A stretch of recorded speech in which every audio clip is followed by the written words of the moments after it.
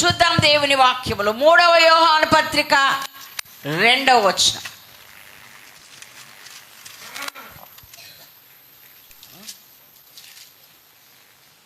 ప్రియుడా, నీ ఆత్మ వర్ధిల్లుచున్న ప్రకారము నీవు అన్ని విషయములలోనూ వర్ధిల్లుచు సౌఖ్యముగా ఉండవలనని ప్రార్థించుచున్నాను. చాలండి. దేవుడు ఈ వాక్యము ద్వారా మనందరితో మాట్లాడును గాక. ఆమేన్. హల్లెలూయా. చాలాసార్లు తెలుసుకున్నదే, నేర్చుకున్నదే, చదువుకున్నదే మరొకసారి రాత్రి కాలం ప్రభు మనతో మాట్లాడాలని ఆశపడుతూ ఉన్నాడు. ప్రియుడా, నీ ఆత్మ వర్ధిల్లుచున్న ప్రకారము నీవన్ని విషయములో వర్ధిల్లుచు సౌఖ్యముగా ఉండవలనని నేను నీ కొరకు ప్రార్థన చేస్తున్నాను అంటున్నాడు. దేవునికి స్తోత్రం. హల్లెలూయా. దేవుని అపోస్తుడు, సేవకు శిష్యుడైనటువంటి అపోస్తుడైన యోహాను గారు గాయుకు రాస్తున్నటువంటి ఈ మాట. దేవునికి స్తోత్రం. హల్లెలూయా. ఎక్కడైనా ఎప్పుడైనా శరీర సంబంధమైన దాని మీదనే ఎక్కువ దృష్టి పెట్టేది మానవ లోకం, నరులందరూ కూడా. అయితే శరీర సంబంధమైన వృద్ధి కాంక్షించేవారు, కోరుకునేవారు అందరూ అయినప్పుడు ప్రభు మన దృష్టిని ఒకసారి ఇటు మళ్ళిస్తూ ఉన్నాడు. ఓకే, అలాగే నువ్వు అలాగే వర్ధిల్లాలి. భూమి మీద నువ్వు ఘనుడవు అవ్వాలి, నువ్వు భూమి మీద గొప్పవాడు అవ్వాలి, భూమి మీద అనేకులలో నువ్వు ప్రత్యేకమైన వాడుగా కనపడాలి. అలా అంటే ఏంటి అంటే నువ్వు ఆత్మలో వర్ధిల్లితే అది సాధ్యమన్నాడు. దేవునికి మహిమ కలుగునగాక. హల్లెలూయా. హల్లెలూయా. ఆత్మలో వర్ధిల్లడం ఎలాగో దేవుని వాక్యం మనకు అనేక సార్లు నేర్పించింది. ఆత్మలో వర్ధిల్లడం అంటే యేసు క్రీస్తులో పుట్టింది మొదలుకొని దినదినము ఆయన వలె ఎదగడం అవసరం. దేవునికి స్తోత్రం. హల్లెలూయా. పదే పదే ఈ మాట మనకు దేవుడు జ్ఞాపకం చేస్తున్నాడు. దేవుడు ఎలా ఉన్నాడో, దేవుని స్థాయి ఏంటిదో ఆ స్థాయికి మనల్ని తీసుకురావడానికే ఆయన మన స్థాయికి దిగడాన్ని సత్యం మనకందరికీ తెలుసు. దేవునికి మహిమ కలుగునగాక. అయితే ఆయన ఏర్పరిచిన నూతనమైన విధానము, మార్గం ఏంటి అంటే ఆయనతో సమానమైన అనుభవంలోకి మనం రావాలి. ఆ రావాలి అంటే నువ్వు ఆత్మలో ముందు. దేవుని స్తోత్రం. హల్లెలూయా. హల్లెలూయా. వర్ధిల్లడం ఎట్లా సాధ్యమవుతుంది? ఒక మాట చెప్పాలంటే ఫలించడము అని కూడా అర్థం. దేవుని స్తోత్రం. హల్లెలూయా. యోహాను సువార్త 12వ అధ్యాయం 24వ వచనం చదువుదాం. గోధుమ గింజ భూమిలో పడి చావకుండిన ఎడల అది ఒంటిగానే ఉండును, అది చచ్చిన ఎడల విస్తారముగా ఫలించును. చాలండి. గోధుమ గింజ భూమిలో పడి చావకపోతే అది అలాగే ఉంటుంది, చస్తే గనక విస్తారంగా ఫలిస్తుంది అన్నాడు. ఓకే, చావడం అంటే శరీర సంబంధంగా మనము చావాలి. ఉదయకాలం బ్యాప్టిజం బోధలో ఉపదేశంలో అయ్యగారు చెప్పారు కదా, ఆయనతో కూడా పాతి పెట్టబడి ఆయనతో కూడా ఆయన మరణములో మనము పాలు పొందిన వారమై మరలా ఆయన పునరుద్ధానములో పాలు పొందడమే బ్యాప్టిజం యొక్క ముఖ్య ఉద్దేశం. దేవునికి స్తోత్రం. హల్లెలూయా. పాపముల విషయమై చనిపోయి నీతి విషయమై లేవడమే బ్యాప్టిజం యొక్క ఉద్దేశం. కాబట్టి మనమందరము బ్యాప్టిజం తీసుకున్నాం గనక పాపముల విషయమై మనం చచ్చిన వారమే. దేవునికి మహిమ కలుగునగాక. అలాగా గోధుమ గింజతో పోల్చి ప్రభు మనతో మాట్లాడుతూ ఉన్నాడు. నీవు గనక బ్యాప్టిజం ద్వారా నీవు చనిపోయి ఉంటే పాపానికి, శరీర క్రియలకు, శరీర సంబంధానికి నువ్వు చనిపోయి ఉంటే నువ్వు లేపబడి క్రీస్తుతో కూడా విస్తారంగా నువ్వు ఫలిస్తావు. దేవునికి మహిమ కలుగునగా. హల్లెలూయా. హల్లెలూయా. అయితే నాకు డౌట్, ఈ ఫలించడం అనేది, ఎదగడం అనేది, శుద్ధీకరణ అనేది ఎలా, ఎప్పుడు కలగాలి? ఓకే, అపోస్తలుడైన పౌలు గారు అంటున్నారు, మొదటి కొరింథీ పత్రిక 15:31.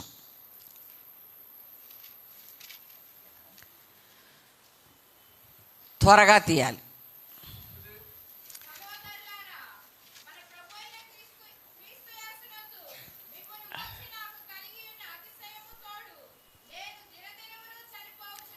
దేవునికి మహిమ కలుగునుగాక. అలాగే 2 కొరింథీ పత్రిక 4:16.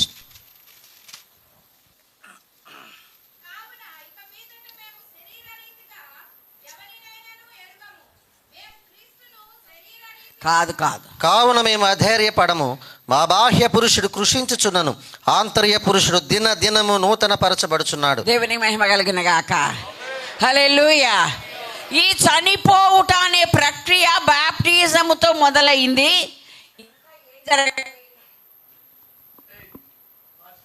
ఏం జరగాలి? ఎవరు చూడొద్దు, వాళ్ళు చేసేది వేస్తారు. ఓకేనా? ఇంకేం జరగాలి? అపోస్తలుడైన పౌలు గారు రాస్తున్నారు, నేను దినము చనిపోవచ్చున్నాను. దేవునికి మహిమ కలుగునుగాక. హల్లెలూయా. దినదినము నేను చనిపోతున్నాను, దినదినము కూడా నూతనపరచబడుతున్నాను. దేవునికి మహిమ కలుగునుగాక. హల్లెలూయా. బ్యాప్టిజం తీసుకొని క్రీస్తులో లేపబడిన మనమందరము కూడా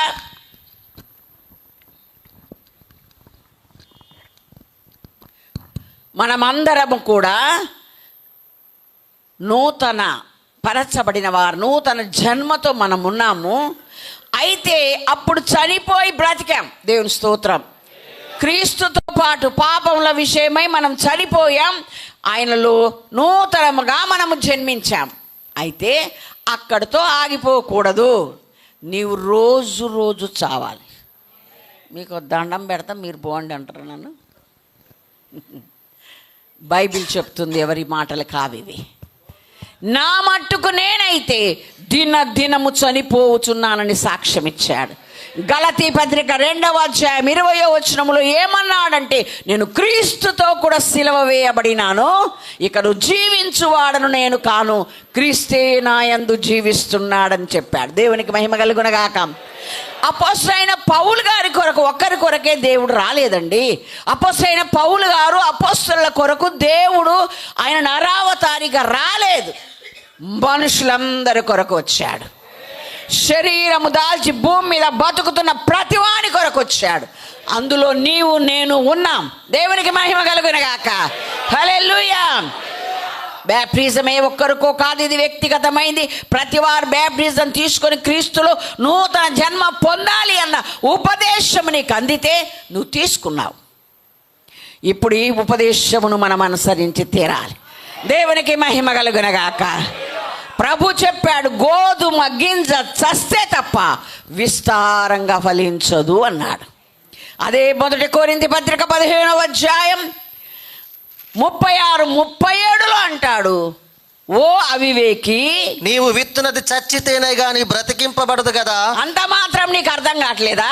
తొలకరిలో చిక్కుడు గింజలు పెడతావు, సొర గింజలు పెడతావు, ఇంకోటి పెడతావు. అది అలాగే ఉంటే ఎప్పటికీ నీవు కోరిన ఫలం ఇవ్వదు. యేసయ్య కూడా నువ్వు నేను కోరిన ఫలం ఇవ్వాలంటే నీవు నేను చచ్చి తీరాల్సిందే. దేవునికి మహిమ కలుగునుగాక. హల్లెలూయా. విస్తారంగా ఫలించే వారంగా ఉంటాం. ఆయనతో పాటు చనిపోయిన వారం అయితే ఆయనతో పాటు లేపబడతాం. అప్పుడు మనము విస్తారమైన పంట. హల్లెలూయా. హల్లెలూయా. మన ఎట భక్తులు ఎంతో మంది చచ్చి విస్తారమైన పంటను మనకు చూపిస్తూ ఉన్నారు. దేవునికి మహిమ కలుగునుగాక. హల్లెలూయా. రోజు జరిగే ప్రక్రియ అండి. ఎందుకంటే లోకంలో ఉన్నాం. నేను ఆరాధిస్తుండగా నాకు జ్ఞాపకం చేశాడు పరిశుద్ధాత్ముడు. శరీర సంబంధంగా రోజు శుభ్రత అవసరమే. వస్త్రాలకు, ఇంటికి, నీ శరీరానికి రోజు శుభ్రత అవసరం, ప్రక్షాళనం అవసరం. ఆత్మీయ జీవితానికి సంవత్సరానికి ఒకసారా? ఇప్పుడే గుర్తొస్తుందా? ఇప్పుడే మనము శుద్ధీకరణ? నో. ఇక నుండి రాబోయే నూతన సంవత్సరములో ప్రారంభ దినము నుండి మనము శుద్ధీకరించబడవలసింది. దేవునికి మహిమ కలుగునగాక. హల్లెలూయా, హల్లెలూయా. శరీర సంబంధమైన ప్రతి మురికిని, ప్రతి చెత్తను నీవే విధముగా తీసివేస్తున్నావో, శుభ్రపరుచుకుంటున్నావో, నీ ఆధ్యాత్మిక జీవితాన్ని కూడా నువ్వు అలా శుభ్రపరచుకోవాలి. ప్రతిరోజు ప్రక్షాళన. దేవునికి మహిమ కలుగునగాక. లోక సంబంధమైన, సాతాను సంబంధమైన, శరీర సంబంధమైన ప్రతి విధమైన ఆలోచన, క్రియ చావాల్సిందే. దేవునికి స్తోత్రం. హల్లెలూయా. ఒక అపోస్తలుడైన పౌలే కాదండి, నువ్వు నేను కూడా చెప్పాలి, నేను దినము చనిపోతున్నాను క్రీస్తు కొరకు. దేవునికి స్తోత్రం. హల్లెలూయా. బతుకు ఈడవలేక, బాధలు పడలేక, ఎలాగున్నావు బాబు అంటే ఏమిటో రోజు సచ్చి బతుకుతున్నా అంటాడు. అది వద్దు మనకు, అది వద్దు. ఇది నువ్వు చేసి చూడు. అయ్యగారు ప్రకటించారు ఇప్పుడే, ఇక అన్నీ పోయినాయి, ఫలాలే మిగిలిపోతాయి. అభివృద్ధి, మార్పే, మారా ఉండదిక. దేవుడికి మహిమ కలుగునగాక. మన జీవితాలు మధురంగా మార్చే దేవుడు మనతో ఉన్నాడు. ఆయనను పోలి మనము నడుచుకోవాల్సి ఉంది. ఆయన చెప్పినట్టు నడుచుకోవాల్సి ఉంది. అద్భుతమే మన జీవితంలో కనబడుతుంది. దేవునికి మహిమ కలుగునగాక. అపోస్తలుడైన పౌలు గారు మారారు అంటే మారినట్టే ఆయన జీవితంలో కనపడదు. ఓకే బాబు, పాప పురుషుడు చచ్చిపోయాడు, ఇప్పుడు నువ్వు నూతనంగా ఉన్నావు అని ఒక అతనికి పాస్టర్ గారు చెప్తారు. ఓకే అండి అన్నాడట. నా పేరు కూడా మార్చేయండి అన్నాడంట. మార్చేసాడు. ఒకరోజు ఊరు వెళ్ళాడు, పట్టణం, పల్లెటూరు వస్తున్నాడు. వాళ్ళ ఊరు పల్లెటూరు. ఒక ఫర్లాంగ్ అంత దూరం బస్ స్టాప్ ఉంది. నడుచుకుంటూ వస్తున్నాడు. కొంచెం చీకటి అయిందంట. చీకటైతే ఆ మసకగా కనపడని గుర్తు పట్టనట్లుగా ఉంది. నడుచుకుంటూ వస్తున్నాడు. ఆ ఊరు వ్యక్తి చూసి, లక్ష్మణ్ వస్తున్నట్టుంది అంటే కొంచెం లేట్ నైట్ అయింది లేంది, మామూలు సాయంత్రం పూట కాదు, లేట్ నైట్ అయిపోయింది, 10 దాటింది అనుకోండి. లక్ష్మణ్ వస్తున్నట్టుంది.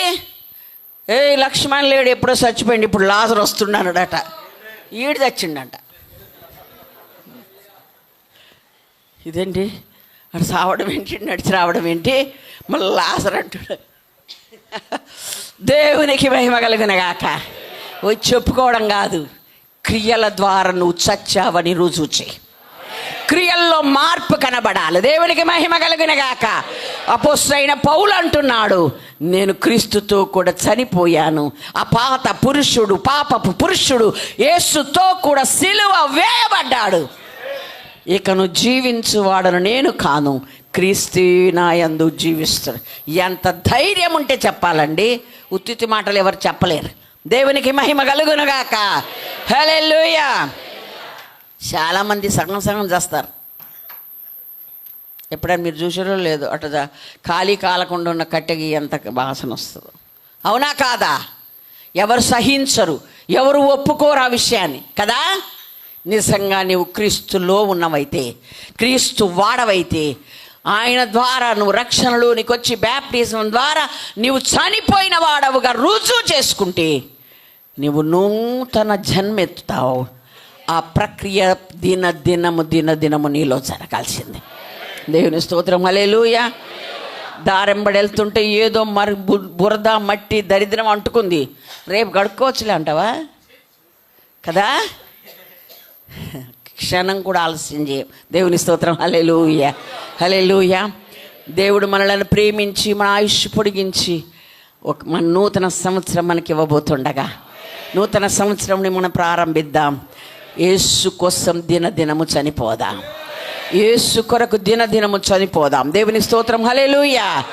గత రాత్రి మేము నేర్చుకున్నాం, అపోస్తలుడైన పౌలు గారితో దేవుడు ఎప్పుడైతే సంధించి దర్శనమిచ్చి మాట్లాడాడో, అపోస్తల కార్యం 9వ అధ్యాయం 10వ వచనం 11వ వచనంలో ఆయన జీవితం అంతా ఎంత మార్పు చెందిందో అక్కడ రాశాడండి. ఏమని? ఫలాని చోట అపోస్తలుడైన పౌలున చదువుతున్నా నాన్న, చదువు.